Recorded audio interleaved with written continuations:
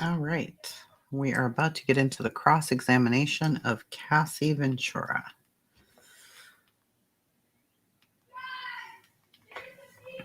Excuse the noise in the house. You'll just have to get used to that. That's my son playing on his VR. It'll be okay.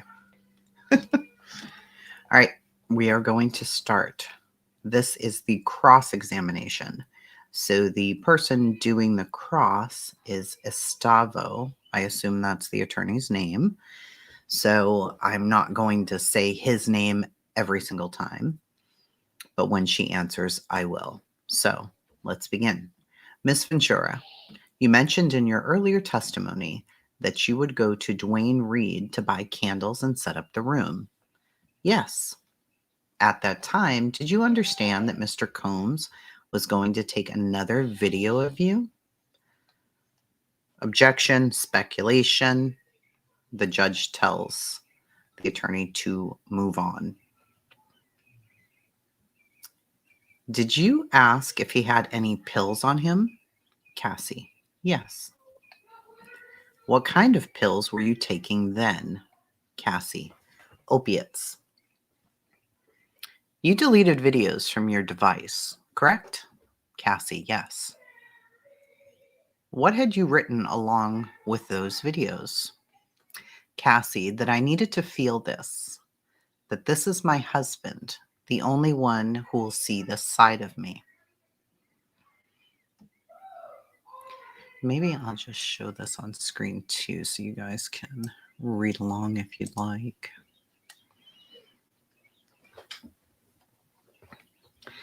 Excuse me. What had you written along with those videos, Cassie? That I needed to feel this, that this is my husband, the only one who will see this side of me. Were you concerned that Mr. Combs only viewed you in a sexual way? That was a concern. At that time, your relationship with him wasn't public, correct? Correct. Were freak-offs important in your relationship? They were integral to us. Let's talk about your 21st birthday party in Las Vegas. Who was there? Britney Spears, Dallas Austin. How did they end up at your party? They came for Sean. Now, this part struck me strange here because I don't know why he's saying this to her. Why would Diddy's lawyer be saying this to her? We're here. Hey, guys. This is testimony from today. It started beginning yesterday, and I'm going to put out a video on that.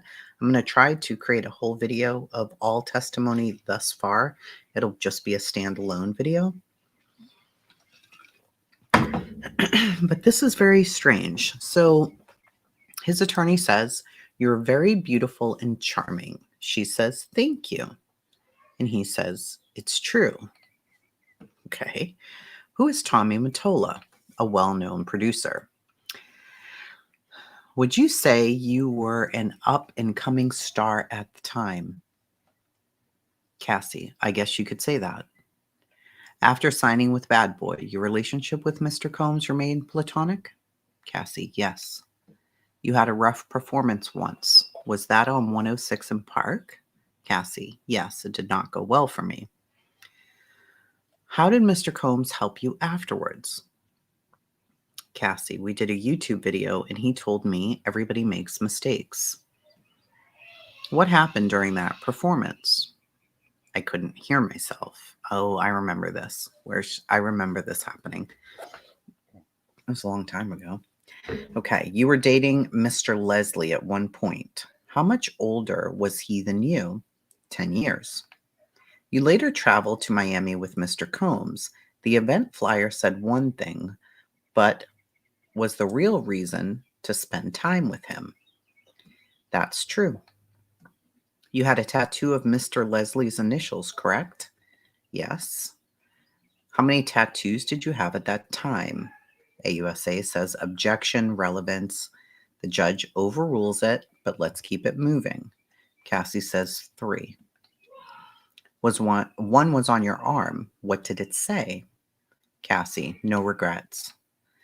Did Mr. Combs teach you how to perform oral sex? Cassie, he did. I'd like you to look at this message. Let me know when you're ready. Can you read it aloud? Cassie, you can read it. It's making me laugh. It's from 2007. You wrote, quote, I feel protected. You are sweet, end quote. Do you recall that? Cassie, yes. And this one, quote, I see that Kerry is better fitting for you. I'm hurt that you think I'm malicious. You're very important to me. Ex Cass, end quote. Cassie laughs. Now, this is all happening on the stand. So, what were you trying to convey in that message? Cassie, it was like a journal entry. You mentioned Kerry Morgan, which was her best friend. Did you believe Mr. Combs was attracted to her? Cassie, there was a point in the very beginning. Did that create complications in your relationship? Cassie, not really. Kerry was just always with us. So they take a break, court resumes. The judge is talking to Estavo, the defense attorney. Has the witness had a chance to review the exhibits? AUSA, they are lengthy. Judge, we'll do the best that we can. I was told this witness would be off the stand by the end of the week. We let the jury go early yesterday. If there's something that really needs to be done on cross after lunch tomorrow, I may allow it. We have to leave time for redirect. This witness is being responsive. All right, Estavo. Let's return to Government Exhibit 411, AUSA Johnson. That's not in evidence yet. Estavo. Then let's look at B-414, page 3 and 4. Miss Ventura, you wrote, quote, I love our FOs when we both want it, end quote. Did you feel that way? So clearly FOs are the freak-offs. Cassie, loving FOs were just words at that point. Mr. Combs wrote to you, quote, I want to freak out right now, end quote. And you replied, quote, LOL, me too, end quote. Now, there are text messages that I downloaded earlier today where she is talking about wanting to do freak offs and enjoying them and all of that. And I'll show them here in a little bit. So, Ventura, I texted more than just that, but you did send that message. He also wrote, quote, Jules is available if you're into it, end quote. You could have said yes or no, but instead you replied, quote, love you. Cassie, there was no yes or no. Let's look at B-420, page 2. Mr. Combs wrote, quote, do I have your permission to set up freaky fun? End quote. And you responded, quote, ovulation, end quote. Okay, so this is interesting. Do I have your permission to set this up? And she replied, yes. Okay, and here, what did you say? I asked which hotel. I must have called him in between. I don't want to assume. And he replied, Montage. And you said, quote, you could also go to Pleasure Chest, end quote. What would you get there? Sex supplies, she says. So she talked in the previous testimony about getting sex supplies and outfits, clothing from this Pleasure Chest place. So, okay, what kind of supplies, Cassie? Lubricants and outfits. He said, quote, have fun, impress me, end quote. And you said, okay. Then he asked, quote, can we kiss a lot, end quote. And what was your reply? Cassie, yes. You also wrote, I left the iPad. Cassie, I don't know whose iPad that meant. Mr. Combs wrote, quote, I'll be there right after my session. You guys are reading this, so I'm not just going to keep saying quote. You can see if there are fucking quotes or not, okay? All right, great. Mr. Combs wrote, I'll be there right after my session. This was June 2017. Do you remember any arguments that you were having at the time? Cassie, not specifically. You wrote, the game starts at 10 p.m. No breaking character until 8 a.m. Cassie, that was the game a friend told me about, a way to rekindle your romance. By doing something different in the bedroom? Cassie, it's a whole getting into character thing. Mr. Combs then said, let's get some outfits and go to a sex club. He also wrote, surprise package coming from out of state. Why can't I reach you? And what was your reply? Cassie, I was getting my brows done. Did you come to know Mr. Combs was having a freak off? No. Did you come to know Mr. Combs was leaving a freak off to go see Kim Porter? Cassie, yes. How did you find out about Gina? Did it upset you? Cassie, yes. Did it lead to arguments? Cassie, it did. And when he suspected you of being unfaithful, how did he react? Cassie, it was scary. Mr. Combs wrote to you, let's do something different in NYC this weekend. FYI, Dave hit me. What did hit mean? Cassie, he reached out. And Daniel contacted you too? Did that mean a freak off might happen? Cassie, it might. All right. That was this. Oh, I'm sorry. I pasted that twice. I apologize. Hold on for 1 second. Let me go to my other thing here. Let's do something different.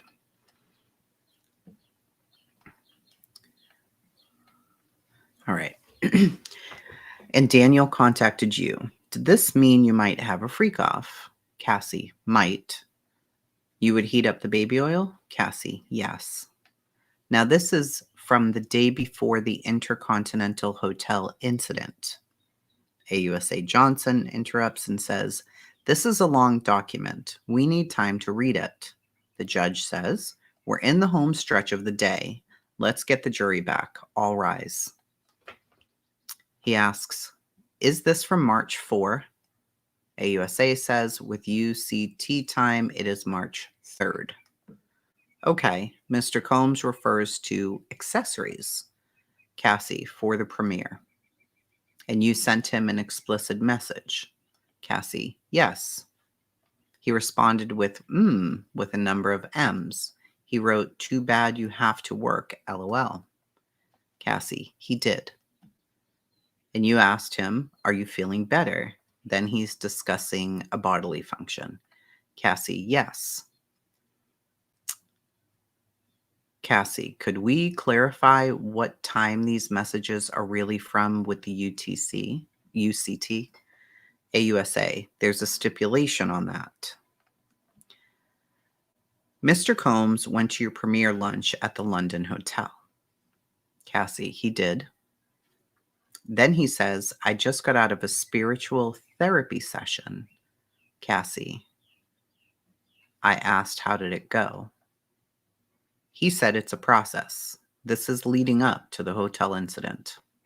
You say, baby, I want to FO so bad.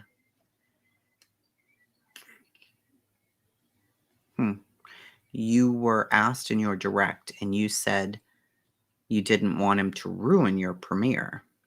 Cassie, sure. Mr. Combs says, if we start at 7 p.m. and go till 4 a.m., you can get enough rest after. Cassie, yes. He's saying that it would be a shorter than usual freak off. Cassie, that's how I would understand it. Oh, we're about to have a lot of barking. Sorry.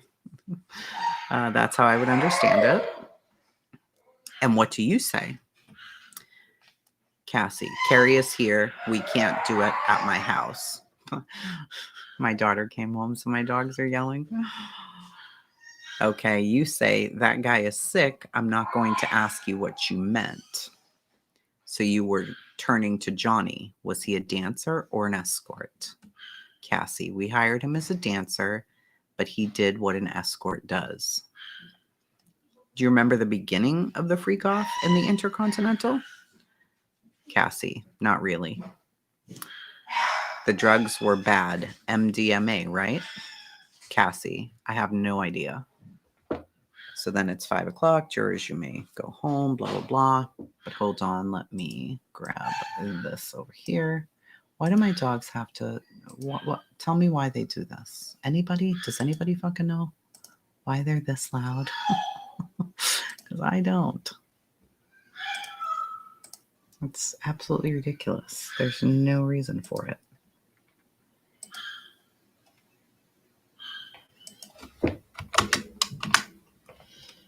Give me 1 second here.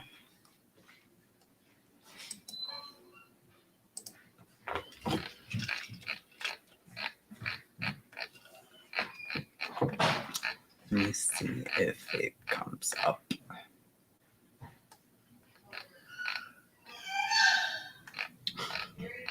If it's not my dogs, it's my cats. Where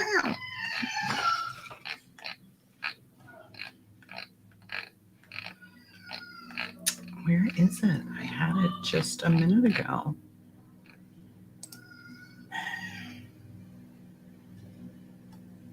What's this here? All right. There's an exhibit that I'm going to show you guys.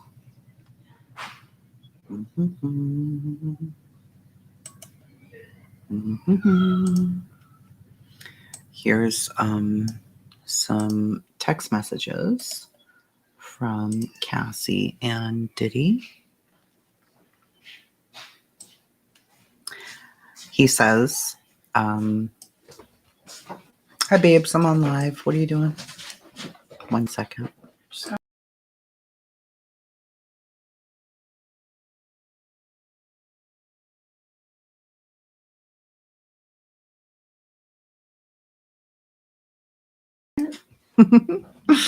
All right. So he says, I miss you already. She says, me too. No. Wait. Mom, stay on the light. Okay, go ahead. That's fine. Go ahead. Hello.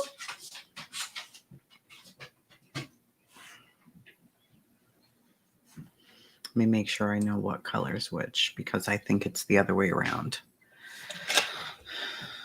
She says, I miss you already. He says, me too.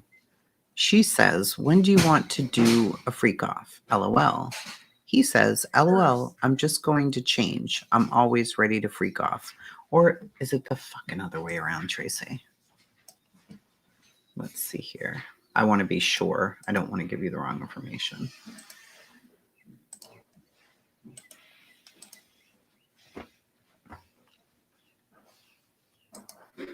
Just give me 1 second. I do not want to give you the wrong info here.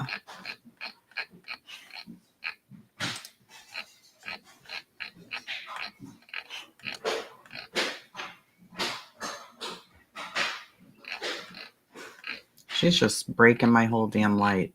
My gosh. Goodness. Pick it up off the ground, child. She's going to have to buy me another ring light. So loud. Oh. Goodness.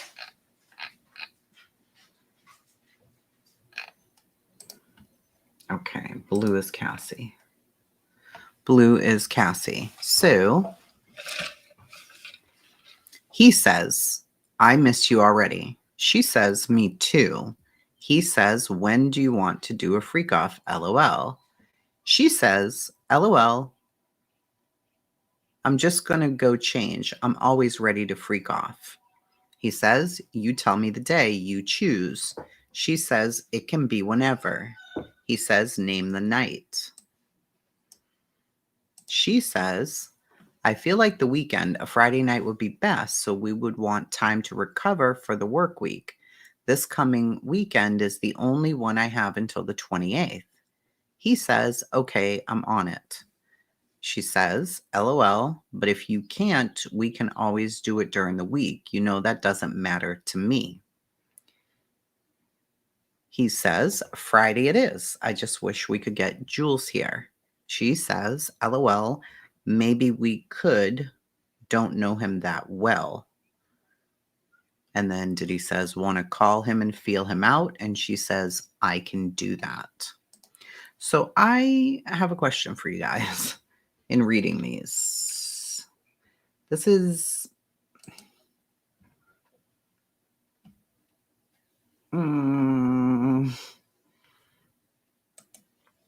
interesting. Then there are more things here. Okay, cross-examination questioning turns to freak-offs.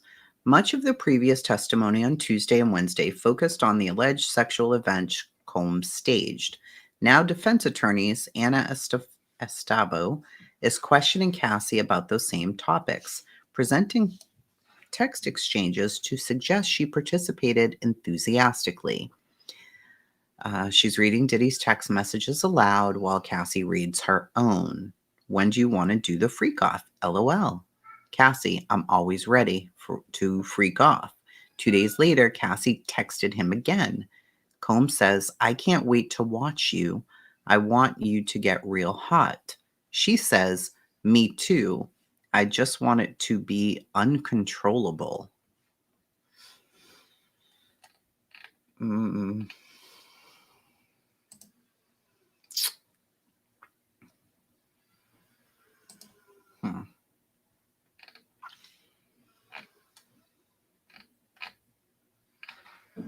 Okay.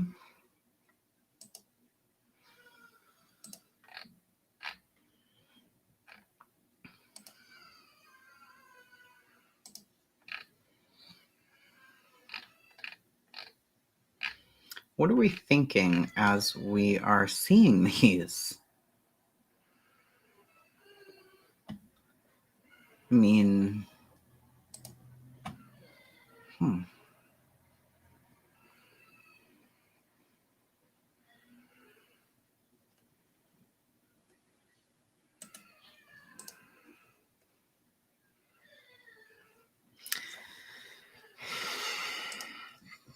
I don't know how I'm feeling about these, honestly.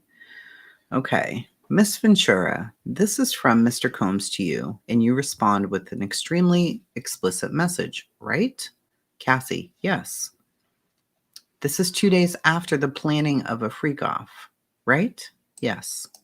He said, I want to see.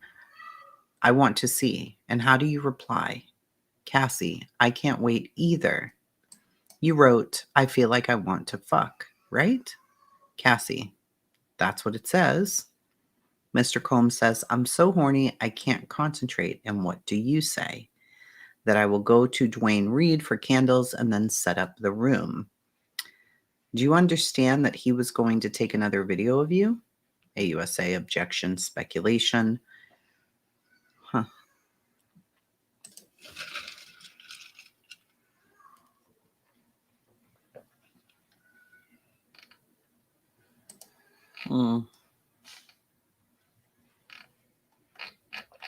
I mean, she's initiating some of this, though. And I get that, sure, they were in love. She was in love with him. But if, I don't know. I don't know. There's other texts about 2.5 years into their relationship. And she says, going to sleep now so tomorrow can be here faster. I love you. And he says, love my baby. And she sends a smiley face. And he says, I love you so much, it consumes my life. And she says, I wonder the same thing for myself, like who was I before we decided to be together? He says, I never knew that it could be like this. In another text, he tells her, I love you so much, it could make me cry.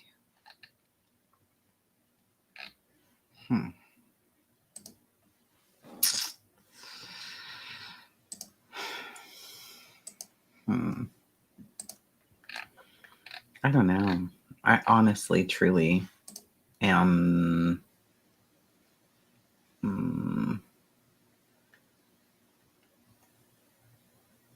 I don't know. Maybe in the beginning she was into it and then she wanted to stop. And that's when he got angry. I don't fucking know. Because to me, these are very willing, very open, very like, let's do this. I don't know. And women should stand with women and all of the things. I get it. I understand. However, I'm not going to lie on how I'm reading these. These to me are pretty fucking clear. I mean,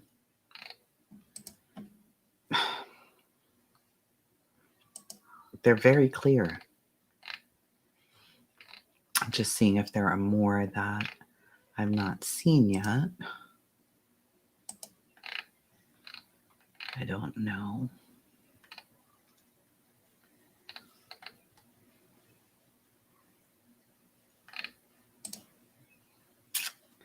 These are flight things. I don't know. What do you guys think? Because she's very consenting in them. Yeah, okay. But we love them and we agree to things and then we don't agree to things. I get it. But okay, hold on. Be very clear that these messages here, right here, were 2 days prior to the famous hotel video. Okay? These here. So if those are previous to the hotel video,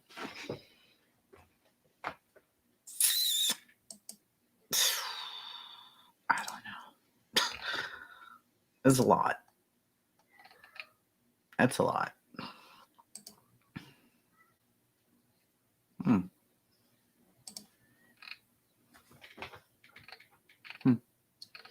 Let's see here.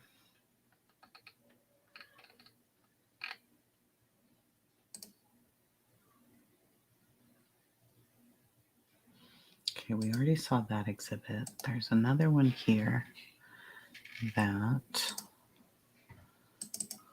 I don't even know if I can read this. Okay, this was the hotel incident. Yeah, we had one tornado coming in and then it went away, but it might be coming back. Who knows? I don't know. Possibly, but I don't know. Possibly, Betty. All right. Today, March 5th, 2016, approximately 11:14 a.m., I received a call from Instant Services Wanda stating that she'd just gotten a distress call from the 6th floor. I then looked at the cameras too familiar with the situation up on the floor. All I saw before I took off immediately was a black male wearing only a towel walking back and forth. I arrived at the scene at 11:15 and noticed that the male black was rapper Sean Combs, aka P. Diddy. I observed Combs sitting down on the far left chair of the 6th floor, and the female who was closer to the hallway, later identified as Cece by Mr. Combs. I saw the damage that had been done, and I began to diffuse the situation by advising Mr. Combs to understand his status, and safety and concerns of our guest. He began yelling at Miss Cece, and I advised both of them to separate from each other, that it wasn't convenient for both of them to continue this, especially in the hallway and in a towel. I then proceeded to advise him to return back to his room. Mr. Combs began to offer me a bribe. Quote, "You take care of this. I got you. Let's go to my room." End quote. I then responded with, "Sir, I know who you are," while extending my arm to him to shake his hand. And all I ask for is respect for the guest and myself. So do me a favor and let's return to your room. He got up and began to walk to his room. We made our way down the north hallway. Miss Cece was behind us, coming from the south hallway as well. Mr. Combs noticed her while turning back and began to raise his voice. I then told him that if he didn't respect the guests, then he would have to be escorted off the property. We walked over to his room, 602, and when he went inside, and Miss Cece was told to leave by Mr. Combs, so she did that. Mr. Combs opened the door and brought out a currency band wrapped around $100 and told me again, thank you, and said, you take care of this and I take care of you. I declined the money and told Mr. Combs that all we needed was for him to stay in his room until checkout, which is today, and I left the scene at 11:25. I took the elevator down and I saw Miss Cece and advised her that I did not want him to see her, so I walked her over to the valet office to get her a ride. Got there and I asked her that we would need some information from her to stand by. Then I walked over to Maud Addie's office and advised him of the situation, that I needed him present. Jeez Louise. We then walked over to Miss Cece and she was unable to locate. We went up to the 6th floor, took pictures of the guest lobby elevator landing, made our way to guest room 602. Maud Addie wanted to introduce himself and left him know of the hotel rules. Okay, and let him know of the hotel rules and to advise him that the damages would be charged to his room. When Mr. Combs came out, he was about to start yelling, still in a towel, but Maud Addie and I stopped him before he did and advised him we were not there to make it bigger than it already was. He saw Maud Addie holding his phone and he automatically assumed he was being recorded, so he grabbed his hand. Then grabbed his hand and told him to back off and took his hand away from Maud Addie. He was then told no one was recording him, that the safety and the privacy of the guest is important to the hotel, and if he tried to do something like that, he would get kicked out and escorted off the property by LAPD. He calmed himself down and apologized and stated, quote, it's just I don't want to lose anything and I can't lose it all, end quote. We then reassured him that all we needed was to calm down and not have any more scenes from that time until checkout. We then left the scene and resumed normal operations. Note, we will be conducting extra patrols until his checkout, in which we will be taking pictures of how the room is left at this moment. So, there are pictures of the room that I saw, and they weren't really that bad. It was like a broken vase and like it looked like maybe a planter. I don't know. Maybe a planter. Let's see here.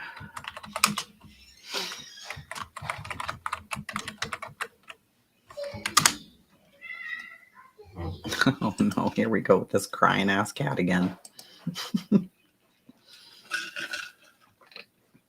Here we go. This is it right here. Which, I don't know. To me, I was like, okay. Of course, is it good that he damaged the damn room? Of course not, but he did. So you have this. That is what I thought the vase was. And a cup. So like this little dirt thing there. And then that dirt was on the wall. So I'm guessing he like threw it and it hit the wall, this thing here.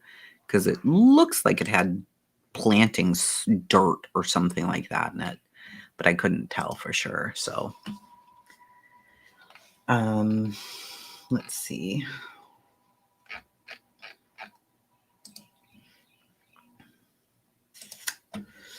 All right. Let me just double check anything that I missed on here. At the start of the relationship, she testified she loved him and believed he loved her as well, and felt he had a big personality. She had a big desire to make him happy, and if that included freak-offs, then she was okay with it. Jurors did see text messages, and it reflected open communication between the two of them. Let's see if they show any other text message photos that we may not have. I don't see any. Oh my goodness, she was young here. But it looks like she was maybe in her... She looks like a baby, but I think they met when she was 20, maybe.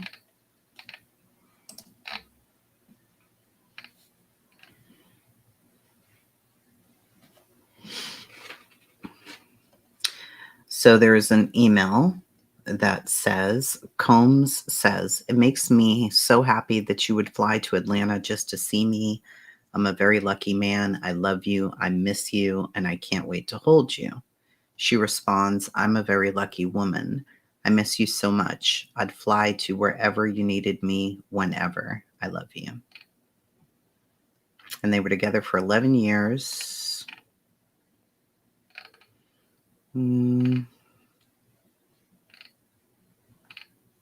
Really sad. This whole thing, I mean, it's actually extremely sad to get a peek into their relationship, whether there were freak offs or not. It seemed like they cared about each other quite a bit, right? So that it just sucks to see it, how it fell apart and what ended up happening. And the jury saw messages between Sean and Cassie from August of 2009.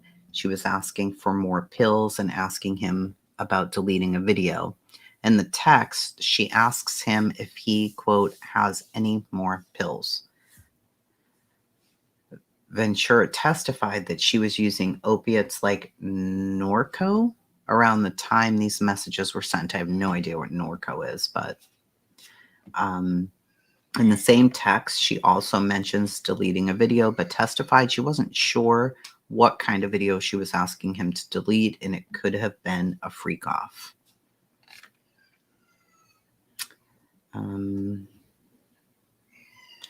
Cassie testified it was fair to say she was a celebrity in her own right by the time she was 21, and that he invited celebrities to her birthday party.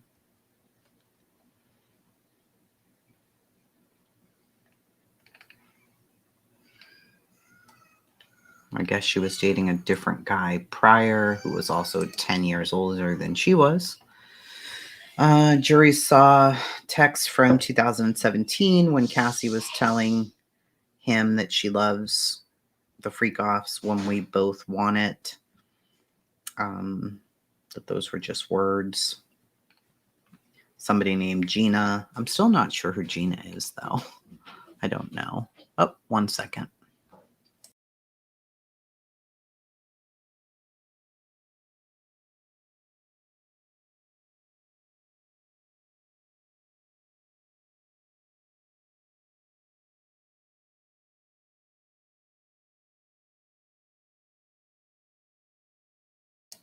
Yeah, simply Rockstar. I agree with that. I think that it's totally possible that... Jace, can you go down, please, and let Lola out of her cage? Just Lola. Yeah, it's making me annoyed too. Yeah, I think that she's done eating now. So she's mad that she's even in there. It's all a game. She thought she could take it to the top, but was naive. Kim Porter was not giving up. Yeah, no. No way.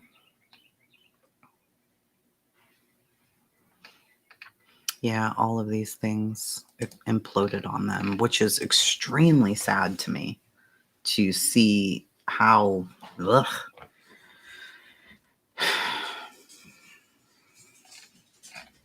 I don't know. And here comes Lola. Lola, you okay? You good? Okay. All the snorting there is a bit much, ma'am. Do you hear her? Can you hear her? That's Lola.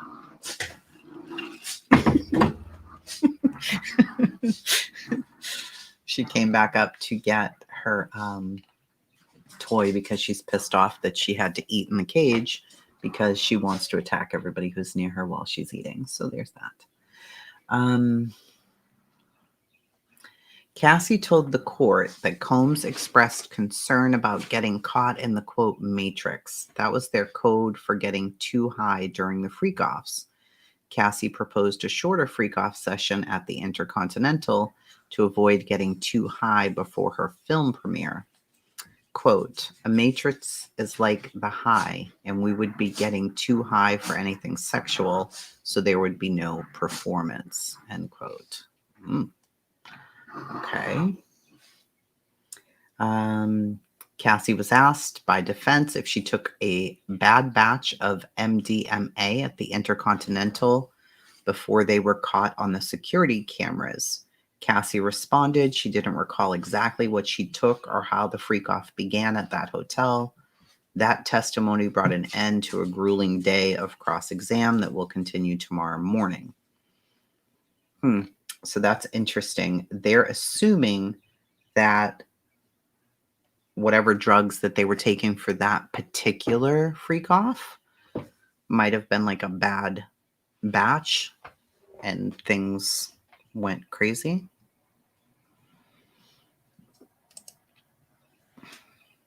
I think that he probably loved Kim Porter, but I don't know.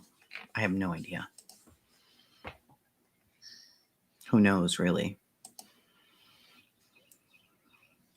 Like The Matrix, the movie. You know, you're lost in the Matrix because you're too fucked up. Yes, KCG. So many, but there's so much going on right now. I need to just do that live, I think. It'll seem to go faster than doing this.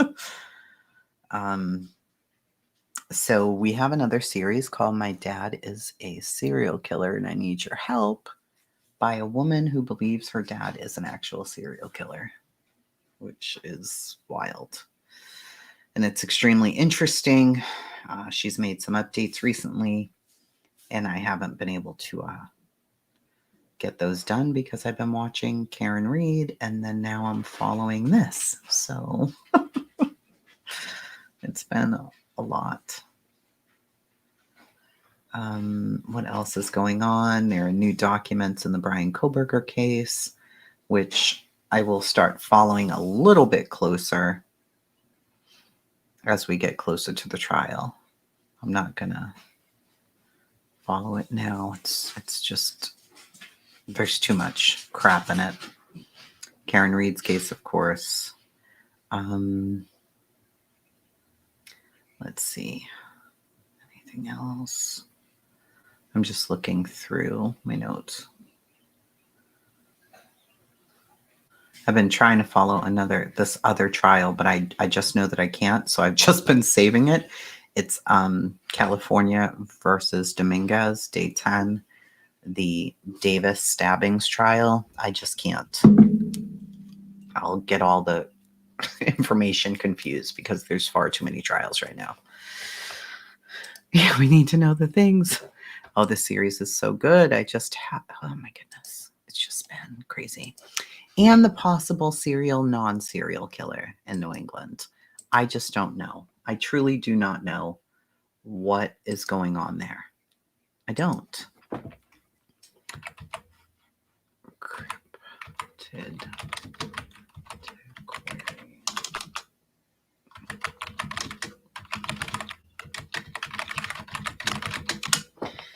All right.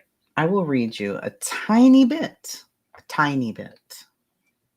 of this so that you can see why we really thought that maybe that there could have been somebody killing all these men.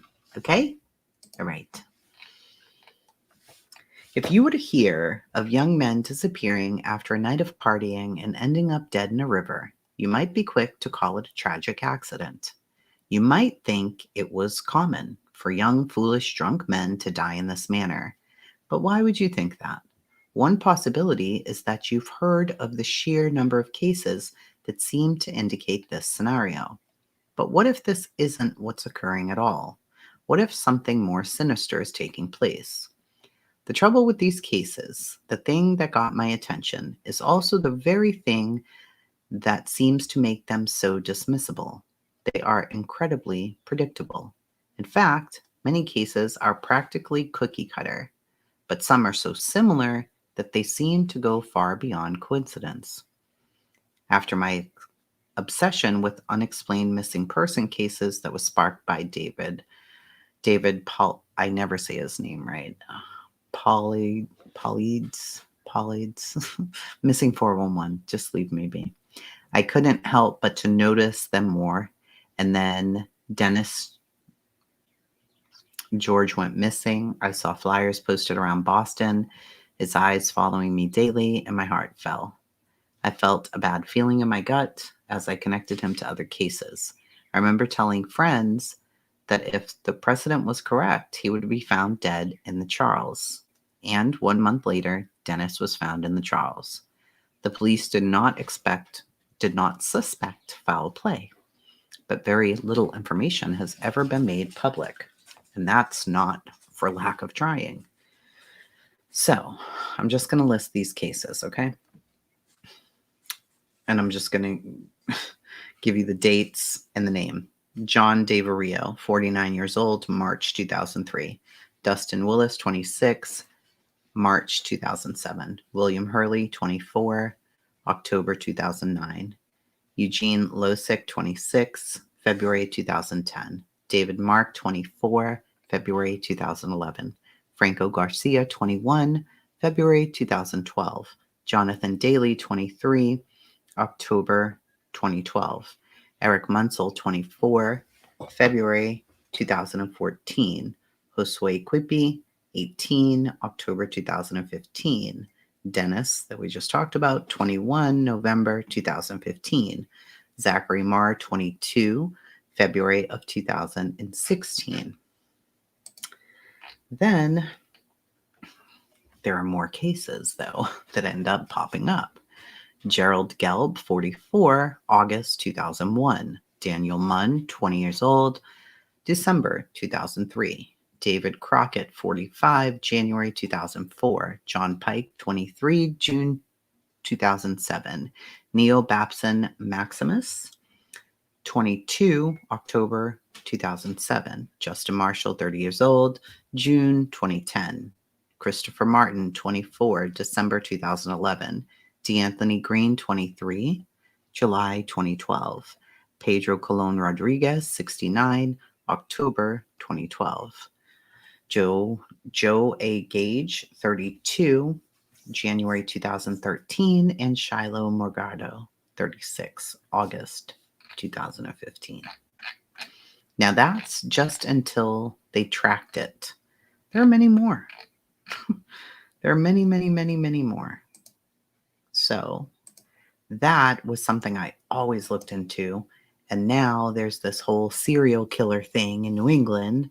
And I'm like, oh my God, I don't know. Is it possible? Sure. It's just way too many. Way too many. And they all ended up in the Charles or right around the Charles, or, it's wild. Could they be drunk? Could it be foul play? Could it be suicide? It could be a lot of things, but it is super interesting once you get into it. So, all right, for now, I'm going to leave this here, and I love you guys so much, and I will see you in the morning for Karen Reed, and then in the evening for Diddy.